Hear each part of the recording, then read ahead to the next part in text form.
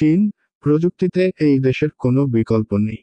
আধুনিক বিজ্ঞানের সব শাখাতেই চীন এগিয়ে। এই জন্যই চীনকে আধুনিক বিজ্ঞানের রাজা মানা হয়। আজ আমরা চীনের একটা ব্রিজ দেখব, যা আপনার চোখ ধাঁধিয়ে দিবে। ধুর, অবিশ্বাস্য! এটা একটা ট্রাফিক দুঃস্বপ্ন, কিন্তু চীনে এটা একটা বাস্তবতা। গুইঝুতে একটি ওভারপাস আছে। এমনকি অভিজ্ঞ ড্রাইভাররাও এটিকে বিভ্রান্তিকর মনে করে। এখানে জিপিএস সিস্টেম হারিয়ে যায়।